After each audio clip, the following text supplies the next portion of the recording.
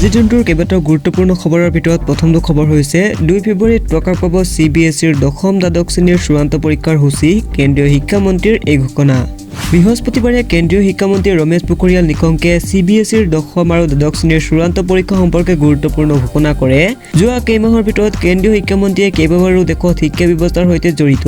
বিভিন্ন শ্ৰেণীৰ সৈতে অনলাইন লাইভত মত বিনিময় কৰিছে বৃহস্পতিবাৰে CBSEৰ স্কুলৰ মুৰব্বীসকলৰ সৈতে তেওঁ আলোচনা কৰে আৰু দুপৰীয়া 2 বজাৰ পৰা লাইভত এই অনুষ্ঠান আৰম্ভ হয় নতুন ৰাষ্ট্ৰীয় শিক্ষানীতিৰ পৰিপ্ৰেক্ষিতত 2021-22 শিক্ষাবৰ্ষত CBSEৰ পাঠ্যক্ৰমত কি পৰিৱৰ্তন আহিব বৈঠকত সেই বিষয়ে বিতংভাৱে আলোচনা কৰা হয় আলোচনাকালত কেন্দ্ৰীয় শিক্ষামন্ত্ৰীয়ে ঘোষণা কৰে যে অহা 2 ফেব্ৰুৱাৰীত CBSEৰ দশম আৰু দ্বাদশ শ্ৰেণীৰ চূড়ান্ত পৰীক্ষাৰ সূচী প্ৰকাশ কৰা হ'ব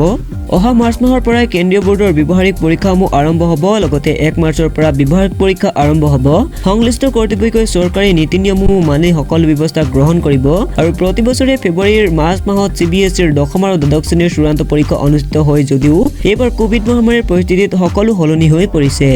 দেশী বিদেশী পৰ্যটকৰ আকৰ্ষণৰ বাবে পথৰুঘাটত নিৰ্মাণ কৰা হ'ব স্মৃতিক্ষেত্ৰ 127 সংখ্যক কৃষক শ্বহীদ দিৱসত ঘোষণা মুখ্যমন্ত্ৰীৰ পথৰুঘাটৰ 127 সংখ্যক কৃষক শ্বহীদ দিৱসত মুখ্যমন্ত্ৰী সৰ্বানন্দ সোণোৱাল পথৰুঘাটত দেশী বিদেশী পৰ্যটকক আকৰ্ষণ কৰাৰ বাবে স্মৃতিক্ষেত্ৰ নিৰ্মাণ কৰা হ'ব বুলি ঘোষণা কৰে পথৰুঘাটত আন্তঃগাঁথনিৰ বাবদ 2 কোটি টকা ঘোষণা কৰাৰ লগতে আৰু 5 কোটি টকা ব্যয়েৰে নিৰ্মিত সংহতি প্ৰশিক্ষণ আৰু দক্ষতা বিকাশ কেন্দ্ৰৰ শুভাৰম্ভ কৰিলে মুখ্যমন্ত্ৰী সৰ্বানন্দ সোণোৱালে 15 ফেব্ৰুৱাৰীৰ পৰা ফাষ্টেগ নাথাকিলে কোনো বাহনে পাৰ হ'ব নোৱাৰিব টুল গেট কেন্দ্ৰীয় চৰকাৰে টুল গেটত সৃষ্টি হোৱা যান-জঁট ৰোধ কৰাৰ বাবে টুল গেটসমূহত ফাষ্টেগ ব্যৱহাৰ কৰাটো বাধ্যতামূলক কৰিছে সেই মৰ্মে অহা 15 ফেব্ৰুৱাৰীৰ পৰা দেশৰ প্ৰায় 300খন টুল গেটত প্ৰযোজ্য হ'ব ফাষ্টেগ 15 ফেব্ৰুৱাৰীৰ পৰা যিবোৰ বাহনে ফাষ্টেগ নোহোৱাকৈ টুল গেট পাৰ হোৱাৰ চেষ্টা চলাব তেনে বাহনৰ গৰাকীয়ে ভৰিব লাগিব দুগুণ জৰিমনা ফাষ্টেগ ব্যৱস্থা প্ৰৱৰ্তন হোৱাৰ ফলত টুল গেটসমূহত নগদ ধনৰ লেনদেন বন্ধ হৈ পৰিব 31 জানুৱাৰী পৰ্যন্ত বিনামূলীয়াকৈ বুকিং কৰিব পাৰিব LPG চিলিণ্ডাৰ জানি লওক এই আকৰ্ষণীয় অফাৰৰ বিষয়ে আপুনি বিনামূলীয়াকৈ গেছ চিলিণ্ডাৰ বুকিং কৰিব বিচাৰি নেকি সম্পূৰ্ণ বিনামূলীয়াকৈ গেছ চিলিণ্ডাৰ বুকিং কৰাৰ আকৰ্ষণীয় অফাৰ 31 জানুৱাৰীৰ পূৰ্বে LPG বুক কৰিলে আপুনি লাভ কৰিব পাৰে বিনামূলীয়াকৈ gas cylinder mobile wallet platform পেটিএমে নিজৰ গ্ৰাহকৰ বাবে আগবঢ়াইছে এই অফাৰৰ অধীনত গ্ৰাহকে মাত্ৰ এবাৰ পেটিএমৰ জৰিয়তে গেছ চিলিণ্ডাৰ বুক কৰিব লাগিব আৰু পেটিএমৰ এই অফাৰ সকলো প্ৰতিষ্ঠানৰ গেছ কানেকশ্যনৰ বাবে উপলব্ধ দেশত আৰম্ভ হ'ল 5G নেটৱৰ্ক সেৱা এয়াৰটেলে আজিৰ পৰা হায়দৰাবাদ চহৰত আৰম্ভ কৰিছে 5G নেটৱৰ্কৰ সেৱা ফলত যিকোনো চিনেমা আদি মোবাইল ফোনৰ ব্যৱহাৰকাৰীয়ে এতিয়া মাত্ৰ কেইছেকেণ্ডমানৰ ভিতৰতে ডাউনলোড কৰিবলৈ সক্ষম হ'ব 5G নেটৱৰ্কৰ ফলত নেটৰ গতিবেগ পূৰ্বৰ তুলনাত 10 গুণ বৃদ্ধি পাব বুলি ধাৰণা কৰা হৈছে এয়াৰটেলে এৰিকছনৰ সৈতে লগ লাগি দেশত 5G নেটৱৰ্কৰ সম্প্ৰসাৰণৰ কাম আৰম্ভ কৰিছে আৰু এয়াৰটেলৰ মুখ্য কাৰ্যবাহী বিষয়া গোপাল বিট্টালে প্ৰকাশ কৰা মতে ভাৰতৰ টেলিকম দপ্তৰে অনুমতি প্ৰদান কৰিলে কোম্পানীটোৱে দেশৰ অন্যান্য প্ৰান্ততো 5G নেটৱৰ্কৰ সেৱা এমাহৰ ভিতৰতে প্ৰদান কৰিবলৈ সাজু আছে আৰু দেশৰ যোগাযোগৰ ক্ষেত্ৰখনত 5G নেটৱৰ্ক ব্যৱস্থাৰ আৰম্ভণি ঘটিলে ইন্টাৰনেটৰ জৰিয়তে কৰা প্ৰতিটো কামে অতি দ্ৰুতভাৱে কৰিব পৰা যাব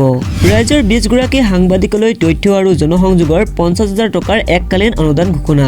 ৰাজ্যৰ 20 গৰাকী সাংবাদিকলৈ তথ্য আৰু জনসংযোগ 2020-21 বৰ্ষৰ 50,000 টকাৰ এককালীন অনুদান ঘোষণা কৰা হৈছে 15 বছৰতকৈ অধিক কাল সাংবাদিক হিচাপে সেৱা আগবঢ়োৱা সাংবাদিকসকলৰ ব্যক্তিগত উৎকৰ্ষ সাধনৰ বাবে ৰাজ্য চৰকাৰে এই এককালীন অনুদানৰ ব্যৱস্থা কৰিছে এই এককালীন অনুদান প্ৰাপ্ত সাংবাদিকসকলক চৰকাৰে 50,000 টকা আগবঢ়াব ৰাজ্যৰ বিভিন্ন প্ৰান্তৰ নিৰ্বাচিত সাংবাদিকসকলক অহা 6 ফেব্ৰুৱাৰীৰ শ্ৰীমন্ত শংকৰদেৱ কলাক্ষেত্ৰৰ শ্ৰী মাধৱদেৱ আন্তৰ্জাতিক প্ৰেক্ষাগৃহত আয়োজিত অনুষ্ঠানত দিনৰ 11:30 বজাত অসমৰ মুখ্যমন্ত্ৰী সৰ্বানন্দ সোণোৱালে আনুষ্ঠানিকভাৱে এই এককালীন অনুদান প্ৰদান কৰিব কোভিডৰ নতুন নিৰ্দেশনা 1 ফেব্ৰুৱাৰীৰ পৰা ৰাজ্যত খোল খাব সকলো ছাত্ৰাবাস দেশজুৰি কোভিড-19ৰ সংহাৰ হ্ৰাস হোৱাত নতুন নিৰ্দেশনা জাৰি কৰিছে কেন্দ্ৰীয় চৰকাৰে 1 ফেব্ৰুৱাৰীৰ পৰা 28 ফেব্ৰুৱাৰীলৈ বলবৎ হ'ব এই নিয়মসমূহ 1 ফেব্ৰুৱাৰীৰ পৰা ৰাজ্যত বন্ধ হৈ থকা হোষ্টেলসমূহ খুলিব পাৰিব পূৰ্ণদমে খোল খাব ৰাজ্যৰ চিনেমা হললৈ 100% লোক যাব পাৰিব লগতে সুইমিং পুলত সকলো লোকে যাব পাৰিব সকলো ধৰণৰ প্ৰদৰ্শনীমূলক কাৰ্যসূচীত অনুষ্ঠিত কৰিব পাৰিব যদিও সামাজিক ক্ৰিয়া আৰু সাংস্কৃতিক কাৰ্যসূচীত 200 লোকৰ সমাগমত নিষেধাজ্ঞা প্ৰদান কৰা হৈছে পুনৰ 14 ফেব্ৰুৱাৰীলৈ বাতিল কৰা হ'ল ভাৰত আৰু ব্ৰিটেইনৰ মাজৰ বিমান সেৱা ভাৰতে ব্ৰিটেইনৰ পৰা দেশলৈ অহা যোৱা বিমানৰ ওপৰত নিষেধাজ্ঞা 14 ফেব্ৰুৱাৰীলৈকে বৃদ্ধি কৰিছে আৰু ব্ৰিটেইনত কোভিড-19ৰ সংক্ৰমণে ভয়াৱহ ৰূপ ধাৰণ কৰাৰ প্ৰতি দৃষ্টি ৰাখি এই নিষেধাজ্ঞা বৃদ্ধি কৰা হৈছে বিশেষকৈ কোভিড-19 নতুন ষ্ট্ৰেইনৰ দ্বাৰা ব্ৰিটেইন গুৰুতৰভাৱে প্ৰভাৱিত হৈছে, যি 70% দ্ৰুততাৰে বিয়পে বুলি বিশ্বাস কৰা হয়। কেন্দ্ৰীয় অসামৰিক বিমান পৰিবহণ মন্ত্ৰালয়ে ব্ৰিটিছ এয়াৰৱেজ আৰু ভাৰ্জিন আটলাণ্টিক এয়াৰলাইন্সক পত্ৰ লিখি কয় যে ভাৰত আৰু ইউকেৰ মাজত বিমানৰ ওপৰত নিষেধাজ্ঞা 14 ফেব্ৰুৱাৰীলৈকে বৃদ্ধি কৰা হৈছে। প্ৰথমবাৰৰ বাবে ভাৰত বনাম ভাৰত এয়াৰ মাজত অনুষ্ঠিত হ'ব এখন আকৰ্ষণীয় ক্ৰিকেট মেচ। 2021 বৰ্ষত ক্ৰিকেট অনুৰাগীয়ে এখন বিশেষ ক্ৰিকেট মেচ উপভোগ কৰিবলৈ পাব, য'ত সমৰত নামিব বিৰাট কোহলীৰ নেতৃত্বাধীন ভাৰতীয় ক্ৰিকেট দল আৰু ভাৰত এ দলে। এই মেচখন জুলাইত খেলা হ'ব, যেতিয়া ভাৰতীয় ক্ৰিকেট দলে টেষ্ট শৃংখলা খেলিবলৈ ইংলেণ্ডলৈ যাব।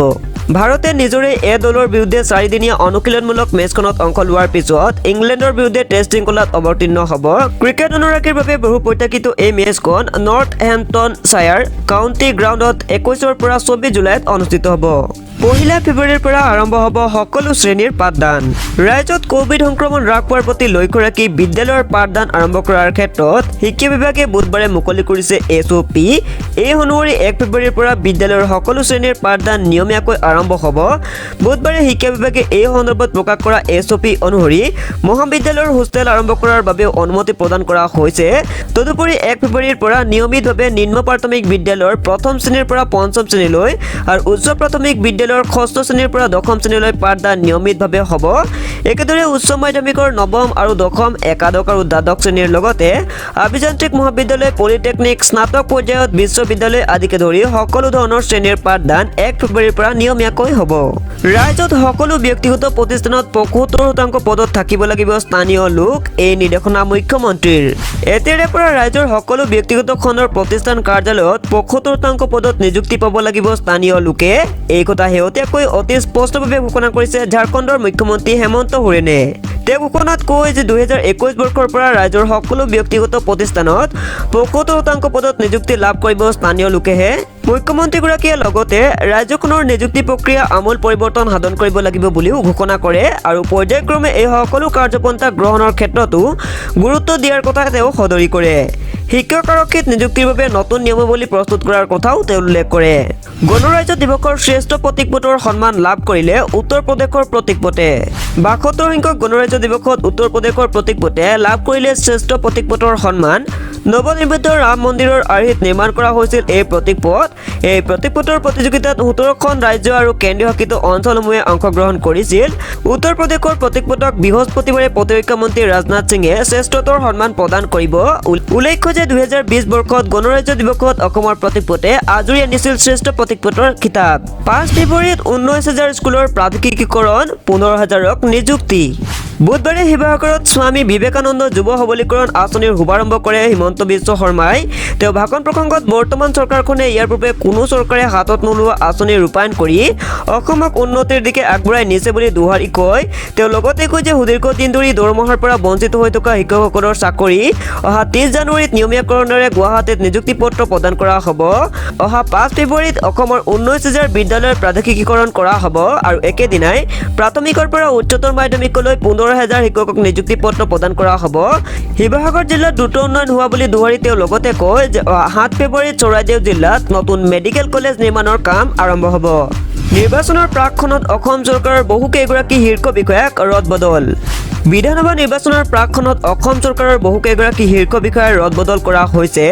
জাননীখনত উল্লেখ কৰা অনুসৰি অসম চৰকাৰৰ অতিৰিক্ত মুখ্য সচিব পাৰ্বত্য অঞ্চল VK ভাস্কৰক অসম চৰকাৰৰ অতিৰিক্ত মুখ্য সচিব আৰু প্ৰশাসনিক ন্যায়াধিকৰণ অধ্যক্ষ হিচাপে অতিৰিক্ত দায়িত্ব প্ৰদান কৰা হৈছে। IAS বিষয়া চাইডেইন আব্বাছিক অসম চৰকাৰৰ মাইন্স এণ্ড মিনাৰেলছ বিভাগ আৰু মেনেজিং বিভাগৰ অতিৰিক্ত মুখ্য সচিবৰ লগতে Assam hydrocarbon and energy company লিমিটেডৰ অতিৰিক্ত দায়িত্ব প্ৰদান কৰা হৈছে। IAS বিষয়া মনিন্দৰ সিঙক অসম চৰকাৰৰ পেঞ্চন এণ্ড ৰাজহুৱা অভিযোগ বিভাগৰ অতিৰিক্ত মুখ্য সচিবৰ গুৰুত্বপূৰ্ণ দায়িত্ব প্ৰদান কৰা হৈছে। IAS বিষয়া বিশ্বৰঞ্জন সমলক অসম চৰকাৰৰ পাৰ্বত্য এলেকা বিভাগৰ Assam food and civil supplies corporation লিমিটেডৰ অতিৰিক্ত পৰিচালনা পৰিচালক হিচাপে অতিৰিক্ত দায়িত্ব প্ৰদান কৰা হৈছে। IAS সিদ্ধাৰ্থ সিঙক আয়ুক্ত আৰু সচিব, জনস্বাস্থ্য, অভিযান্ত্ৰিক আৰু তথ্য প্ৰযুক্তি বিভাগ আৰু IT, ইলেক্ট্ৰনিক্স আৰু যোগাযোগৰ সঞ্চালক হিচাপে দায়িত্ব প্ৰদান কৰা হয়। হয়। ইয়াৰ লগতে ACS বিষয়া পবিত্ৰ ৰাম খাউণ্ডক পৰিবহণ উদ্যোগ আৰু বাণিজ্য বিভাগৰ সচিবৰ লগতে উদ্যোগ আৰু বাণিজ্যৰ আয়ুক্ত হিচাপে অতিৰিক্ত দায়িত্ব প্ৰদান কৰা হৈছে। IAS আকাশদ্বীপক কৃষি বিভাগৰ আয়ুক্ত আৰু সচিবৰ লগতে এৰিয়া এছ ছ'চাইটিৰ ৰাজ্যিক প্ৰকল্প সঞ্চালক হিচাপে অতিৰিক্ত দায়িত্ব প্ৰদান কৰা হৈছে। ইফালে গুৱাহাটী পৌৰ নিগমৰ আয়ুক্ত ঘনশ্যাম দাসক অব্যাহতি দি IAS বিষয়া দেৱজ্যোতি হাজৰিকাক গুৱাহাটী পৌৰ নিগমৰ আয়ুক্ত হিচাপে নিযুক্তি কৰা হয়।